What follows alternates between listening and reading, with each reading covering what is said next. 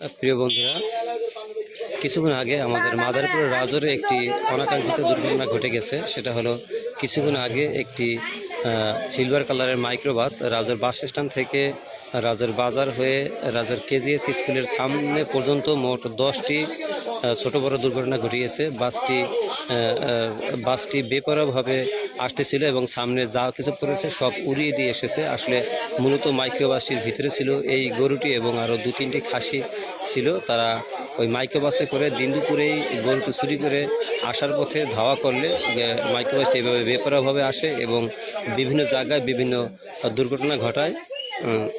অতঃপর বাসটি এই কেজিএস স্কুলের সামনের দিকে আসলে এই গরুটি নিজের ইচ্ছায় সে জানালা ভেঙে বেরিয়ে পড়ে। তখন বাসটি চলে যায় এবং বাসটি অতবার এবং বিভিন্ন সামাজিক যোগাযোগ মাধ্যমে পোস্ট দেওয়ার পরে, বিশেষ করে আমি একটি পোস্ট দিয়েছিলাম বিভিন্নভাবেই, এবং রাজু থেকে কয়েকটি বাইক বাসটির পিছনে যায়।